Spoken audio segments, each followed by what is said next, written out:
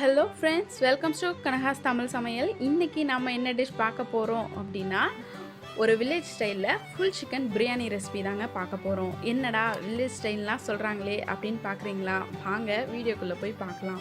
Last Sunday நாங்கள் என்ன யோசித்தோம் அப்படின்னா, இன்றைக்கி ஏதாவது டிஃப்ரெண்ட்டாக பண்ணணும் அப்படின்னு யோசிச்சுட்டு இருந்தோம். அப்போ எனக்கு என்ன தோணுச்சுன்னா, எப்பயுமே நம்ம கேஸ் அடுப்புலையும் இண்டக்ஷன்லையும் சமைச்சிட்டே இருக்கோமே, கொஞ்சம் டிஃப்ரெண்ட்டாக வில்லேஜ் ஸ்டைலில் விறகடுப்பு வச்சு சமைச்சா என்ன அப்படின்னு தோணுச்சு. அதனால தான் நாங்கள் எங்கள் வீட்டு கொல்லையிலே அடுப்பு ரெடி பண்ணி அதில் சமைக்கலாம் அப்படின்னு முடிவு பண்ணோம். அதுக்காக ஃபேமிலி மெம்பர்ஸ் எல்லாருமே ஹெல்ப் பண்ணாங்க. ஒரு பக்கம் சிக்கன் வாங்கிட்டு வாஷ் பண்ணிகிட்ருக்காங்க. அது பார்த்திங்கன்னா ஃபுல் சிக்கன். நம்ம நார்மல் பீசஸ் போட்டு சிக்கன் பிரியாணி எப்பவும் செய்வோம். ஃபுல் சிக்கன் பிரியாணியாக செஞ்சால் என்ன அப்படின்னு தோணுச்சு. அதனால தான் இந்த ஃபுல் சிக்கன் வாங்கிட்டு வந்தாங்க. இந்த ஃபுல் சிக்கன்லேயும் பார்த்திங்கன்னா உள்ளேலாம் நிறையா இதெல்லாம் இருக்கும். அதெல்லாம் வாஷ் பண்ணுறதுக்காக தான் இது மாதிரி பண்ணிகிட்ருக்காங்க. இப்போ பார்த்திங்க அப்படின்னா உள்ளெலாம் ஃபுல்லாக எல்லாத்தையும் க்ளீன் பண்ணி வாஷ் பண்ணிகிட்ருக்காங்க ஒரு பக்கம். அடுத்து பார்த்திங்கன்னா இன்னொரு பக்கம் அதுக்கு தேவையான ஆனியன், தக்காளி, இஞ்சி, பூண்டு இதெல்லாம் ரெடி பண்ணிகிட்ருக்காங்க. பார்த்திங்கன்னா ஒரு 5 பல்லாரி வெங்காயம் எடுத்து வச்சுருக்காங்க உரித்து. அதை கட் பண்ண போகிறாங்க. நான் சொன்னேன் நீட்டு வாக்கில் கட் பண்ணிக்கோங்க, அப்போ தான் நல்லாயிருக்கும் அப்படின்னு. அதனால் நீட்டு வாக்கில் கட் பண்ணுறாங்க. இது வில்லேஜ் ஸ்டைல் அப்படிங்கிறதுனால எல்லாமே பார்த்திங்கன்னா அவுட் சைடில் தான் பண்ணுவோம். அது பார்த்திங்கன்னா ரொம்ப ஃப்ரீயாகவும் இருந்துச்சு, ரொம்ப ஜாலியாக இருந்துச்சு. எல்லோரும் சேர்ந்து பண்ணும்போது ரொம்பவே என்ஜாய்மெண்ட்டாக இருந்துச்சு. ஆளுக்கு ஒரு வேலையாக செய்யும்போது நமக்கு ஈஸியாகவும் இருந்துச்சு.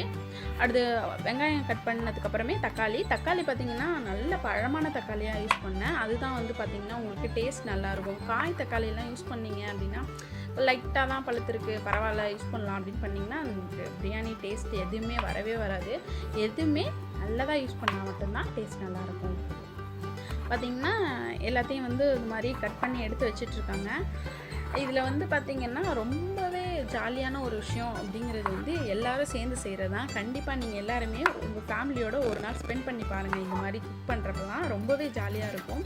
அன்றைக்கி செய்கிற ஃபுட்டு ரொம்பவே டேஸ்ட்டாகவும் இருக்குங்க. அடுத்து பார்த்திங்கன்னா இஞ்சி ரெடி பண்ணிகிட்ருக்காங்க. இஞ்சி எப்பயுமே வாங்கினீங்கன்னா இது மாதிரி தண்ணியில் ஊற போடுங்க. அப்போ அதில் உள்ள மண்ணெல்லாம் போயிடும்.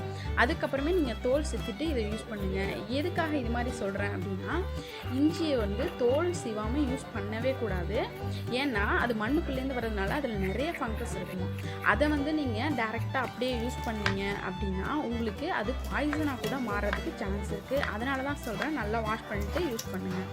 இப்போது இஞ்சி சின்ன சின்ன பீசஸாக கட் பண்ணிகிட்ருக்காங்க. இஞ்சி பூண்டு பேஸ்ட் ரெடி பண்ணுறதுக்காக.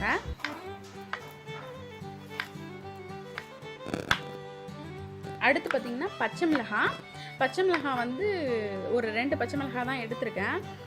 ஏன்னா நம்ம மிளகாய்த்தூள்லாம் வேறு போடுவோம். இது பச்சை மிளகாய் எதுக்காக சேர்க்குறேன் அப்படின்னா, அது ஃப்ளேவர் நல்லாயிருக்கும். அதுக்காக நான் இதை சேர்த்துருக்கேன், 2 பச்சை மிளகாய் மட்டும். அடுத்து பார்த்திங்க அப்படின்னா பூண்டு நல்லா பெரிய பெரிய பூண்டாக வாங்கிட்டு உரித்து எடுத்து வச்சுக்கிட்டோம். ஒரு பூண்டு முழு பூண்டாக ஒரு பூண்டு எடுத்திருக்கோம். இது எல்லாத்தையும் நம்ம வில்லேஜ் ஸ்டைல் அப்படின்னு சொன்னதுனால எல்லாமே வில்லேஜ் டைப்பில் தான் இருக்கணும் அப்படின்னு சொல்லி அம்மியில் வச்சு தான் நாங்கள் தட்டி எடுத்தோம். அது ரொம்ப மிக்சிலெலாம் யூஸ் பண்ணாமல் எல்லாமே அம்மி, அப்புறம் இந்த கொடைக்கல் சொல்லுவாங்க இல்லையா, மாவாட்டுறது, அது இந்த மாதிரி தான் எல்லாமே யூஸ் பண்ணோம். இப்போ இஞ்சி பூண்டு இதில் வச்சு நல்லா தட்டிகிட்ருக்கோம். எல்லாமே பார்த்திங்கன்னா ரொம்பவே டிஃப்ரெண்ட்டாகவும் இருந்துச்சு, ரொம்பவே ஜாலியாகவும் இருந்துச்சு. ஃபஸ்ட்டு பூண்டை நசுக்கிட்டு அடுத்து இஞ்சி வச்சு நசுக்கிக்கிட்டு இருக்காங்க.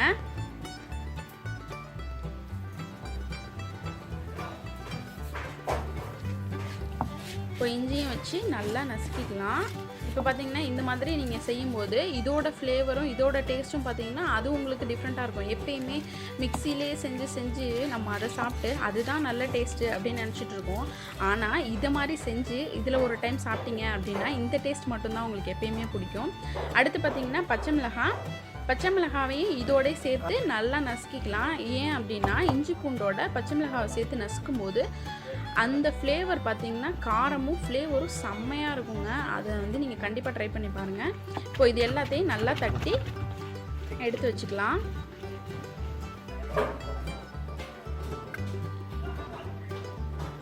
ஒரு கப் அளவுக்கு இஞ்சி பூண்டு பச்சை மிளகாய் பேஸ்ட் ரெடி பண்ணியிருக்கோம். அடுத்து பார்த்திங்கன்னா சிக்கன் வாஷ் பண்ணி வந்துருச்சு. இப்போது அதை இது மாதிரி அங்கங்கே லைட்டாக கீறி விட்டுருக்கேன். இதை மாதிரி எதுக்காக கீறி விடுறாங்க அப்படின்னா, உங்களுக்கு அந்த மசாலா நல்லா ஃபுல்லாக உள்ளே ஏறும், சாப்பிடும்போது குக் ஆனதுக்கப்புறம் சாப்பிடும்போது பார்த்திங்கன்னா ரொம்ப சூப்பராக இருக்கும். மசாலாலாம் உள்ளெல்லாம் நல்லா இறங்கி தம்மில் போட்டு பிரியாணி செய்யும்போது அவ்வளோ டேஸ்ட்டாக இருக்கும். அதனால் ஃபுல்லாக எங்கே பார்த்தாலும் அங்கங்கே கீறி விட்டுருங்க. இப்போ வந்து இது மாதிரி கீறி விட்டாச்சு. அடுத்து பார்த்திங்கன்னா தனி மிளகாய் தூள். அது வந்து பார்த்திங்கன்னா உங்கள் காரத்துக்கு தகுந்த மாதிரி நீங்கள்லாம் சேர்த்துக்கலாம். நான் வந்து இதில் கொஞ்சம் அதிகமாகவே தான் சேர்த்துருக்கேன். அடுத்து மஞ்சள் தூள்,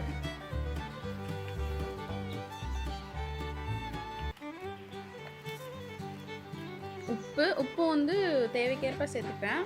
இப்போ எல்லாமே பார்த்திங்கன்னா ஃபஸ்ட்டே எல்லாமே சேர்த்துட்டு, இது வந்து தயிர் ஒரு டம்ளர் அளவுக்கு தயிர். இப்போ இஞ்சி பூண்டு பேஸ்ட்டு நம்ம அரைச்சி வச்சுருக்கோம் இல்லையா, அதில் ஒரு பாதி அளவுக்கு இஞ்சி பூண்டு பேஸ்ட்டு, அந்த இஞ்சி பூண்டு பச்சை மிளகாய் எல்லாத்தையும் சேர்க்கணும். காரம்லாம் வந்து பார்த்து தான் வந்து யூஸ் பண்ணுவோம். ஏன்னா நிறையா போயிடுச்சுன்னா என்ன பண்ணுறதுன்னு ஒரு பயம் வேறு. இப்போது அதை நல்லா மிக்ஸ் பண்ணிவிட்டு சிக்கனை வந்து அதில் போட்டு நல்லா மசாலா ஃபுல்லாக அந்த சிக்கன் மேலே வந்து தடவி விட்டுட்டோம். எதுக்காக இது மாதிரி தடவுறோம் அப்படின்னா, அந்த நம்ம கேப்லாம் இருக்கும் இல்லையா, அந்த கேப்லாம் நல்லா அந்த மசாலாவை தடவி வச்சோம் அப்படின்னா அது நல்லா ஊற பார்த்திங்கன்னா அது ஒரு ஃப்ளேவரும் டேஸ்ட்டும் அவ்வளோ சூப்பராக இருக்குங்க. அதுக்காக தான் நான் வந்து அந்த மாதிரி தடவி வைக்க சொன்னேன். இப்போ இது எல்லாத்தையும் வந்து நல்லா ஃபுல்லாக எங்கே பார்த்தாலும் ஸ்ப்ரெட் ஆகிற அளவுக்கு மிக்ஸ் பண்ண மசாலா எல்லாத்தையும் உள்ளெல்லாம் தடவி இது ஒரு மணி நேரம் அளவுக்கு நீங்கள் ஊற வச்சுட்டு அதுக்கப்புறம் தான் நாங்கள் வந்து செஞ்சோம். நீங்களும் அதேமாரியே செய்யுங்க, அப்போ தான் நல்லா டேஸ்ட்டாக இருக்கும். ஃபுல்லாக மசாலா எல்லா இடத்துலையும் உள்ள சைடில் எங்கே பார்த்தாலும் நீங்கள் வந்து தடவிடணும். இன்னும் மசாலா ஃபுல்லாக நல்லா ஸ்ப்ரெட் ஆகிடுச்சு. அது 1 மணி நேரம் ஊறட்டும். அடுத்து பார்த்திங்கன்னா அடுப்பு ரெடி பண்ணி அடுப்பு மேலே பாத்திரத்தை வச்சு கொஞ்சமாக எண்ணெய் விட்டு தாளிச்சிட்ருக்கேன். ஃபஸ்ட்டு பார்த்திங்கன்னா பிரிஞ்சி இலை, பட்டை, கிராம்பு, ஏலக்காய், சோம்பு இது எல்லாத்தையும் போட்டு ஃபஸ்ட்டு தாளிச்சுக்கிட்டேன். இதில் வந்து பார்த்திங்க அப்படின்னா உங்களுக்கு ஃபஸ்ட் டைம் விறகு அடுப்பில் சமைக்கிறதுனால சூடு வந்து அது அதிகமாக டக்குன்னு சீக்கிரமாக சூடாகிடுது. அதை நம்ம வந்து சிம்மில் கூட வைக்க முடியாது, அதுதான் பெரிய விஷயமே. அடுத்து பார்த்திங்கன்னா ஆனியன் கட் பண்ணி வச்சுருக்க ஆனியனை வந்து சேர்த்துக்கிறேன். சேர்த்து அதையும் நல்லா வந்து வதக்க போகிறேன். இதில் வந்து நீங்கள் செய்யும்போது பார்த்திங்கன்னா உங்களுக்கு டக்குன்னு சிம்மில் வைக்க முடியாது, ரொம்ப கவனமாக செய்யணும். அது மட்டும் இல்லாமல் பார்த்திங்கன்னா அனல் ஜாஸ்தியாக இருந்துச்சு, ஆனால் வந்து ஜாலியாக இருந்துச்சு. வெங்காயம் வதங்கினதுக்கு அப்புறமே தக்காளியும் சேர்த்து நல்லா மிக்ஸ் பண்ணிக்கிறேன். நல்லா எல்லாமே வதங்கணும்.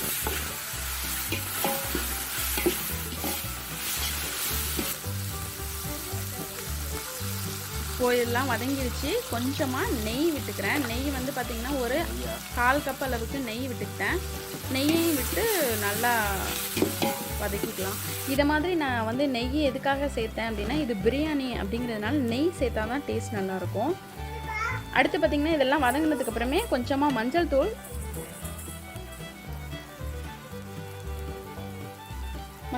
சேர்த்துட்டு அடுத்து மிளகாய் தூள் சேர்க்குறேன். தனி மிளகாய் தூள் பார்த்திங்கன்னா ஆல்ரெடி நம்ம வந்து சிக்கனில் வேறு நான் சேர்த்துருக்கேன், இதுலேயும் சேர்த்துருக்கேன். அதனால் கரெக்டாக வந்து பார்த்து பொறுமையாக தான் சேர்க்கணும் அப்படிங்கிற ஒரு பயம் வேறு வந்துடுச்சு. ஒரு ஸ்பூன் அளவுக்கு தான் சேர்த்தேன். அடுத்து பார்த்திங்கன்னா இது வந்து பிரியாணி மசாலா வந்து ஒரு 2 டேபிள் ஸ்பூன் அளவுக்கு சேர்த்துக்கிட்டேன். பிரியாணி மசாலாலையும் பார்த்திங்கன்னா உங்களுக்கு காரம் இருக்கும், அதனால் நீங்கள் வந்து பார்த்து தான் எதையுமே சேர்க்குற மாதிரி இருந்துச்சு. இப்போ இது எல்லாத்தையும் சேர்த்து நல்லா வதக்குனதுக்கப்புறமே புதினா இலை பார்த்திங்கன்னா ஒரு கைப்பிடி அளவுக்கு நான் புதினா இலை சேர்த்துருக்கேன். கருவேப்பிலை கொஞ்சமாக, அடுத்து கொத்தமல்லி அதுவும் ஒரு கைப்பிடி அளவுக்கு. இது எல்லாத்தையும் வந்து இந்தமாரி மசாலாலாம் போட்டு வதக்கும் போதே சேர்த்து வதக்கிட்டீங்க அப்படின்னா அதோட ஃப்ளேவர் வந்து நல்லா இறங்கும். இதில் நான் தண்ணி ஆட் பண்ணியிருக்கேன். ஒரு 6 கப் அளவுக்கு பாஸ்மதி ரைஸ்க்கு 12 கப் அளவுக்கு தண்ணி விட்டுருக்கேன். தண்ணி வந்து நான் ஏன் ஃபஸ்ட்டே விட்டுட்டேன் அப்படின்னா, சிக்கனை வந்து நம்ம இந்த தண்ணியில் தான் குக் பண்ண போகிறோம். அப்போ தான் வந்து ஃப்ளேவரும் நல்லா இறங்கும் அப்படிங்கிறதுக்காக 1 மணி நேரம் ஊறினதுக்கு அப்புறமே தான் நான் சிக்கனை வந்து இதில் ஆட் பண்ணியிருக்கேன்.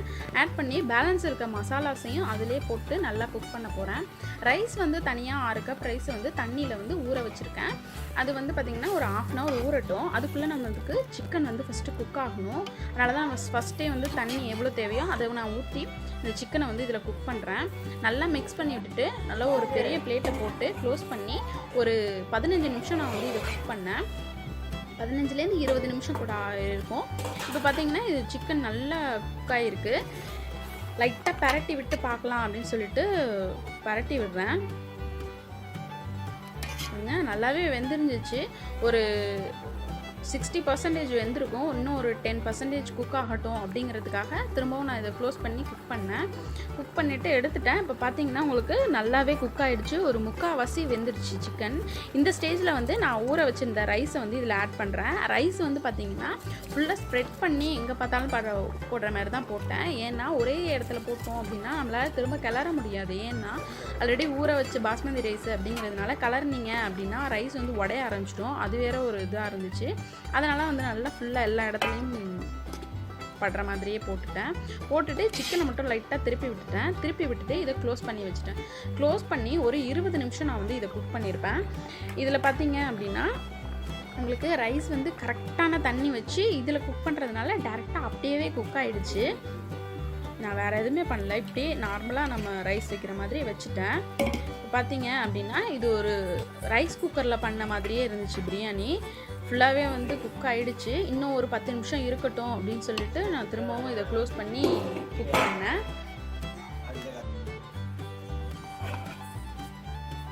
நல்லாவே ரைஸ் வந்து குக் ஆகிடுச்சு. இப்போ வந்து கடைசியாக கட் பண்ணி வச்சுருக்க கொத்தமல்லி, அப்புறம் பார்த்தீங்கன்னா கொஞ்சமாக நெய் விட்டுக்கிட்டேன். நெய் வந்து எதுக்காக சேர்க்குறோன்னு தெரியாதா? நம்மளை சுண்டி இழுக்கிறதுக்கு தாங்க. அந்த நெய் சேர்த்தா தான் பிரியாணியோட டேஸ்ட்டே இருக்குது. அதனால் கொஞ்சமாக நெய் விட்டு ஃபுல்லாக மிக்ஸ் பண்ணி விட்டுட்டேன். பார்த்திங்கன்னா அது ரொம்ப சூப்பராக வந்துருந்துச்சு. ரொம்ப வாசமாகவும் இருந்துச்சு, ரொம்ப டேஸ்ட்டும் நல்லா இருந்துச்சு. பார்க்குறதுக்கே ரொம்ப கலர்ஃபுல்லாக இருக்குது இல்லையா? கண்டிப்பாக நீங்கள் இதை ட்ரை பண்ணி பார்ப்பீங்கன்னு தான் நான் நினைக்கிறேன். பார்த்திங்கன்னா ஃபுல்லாக எல்லாத்தையும் மிக்ஸ் பண்ணி விட்டாச்சு.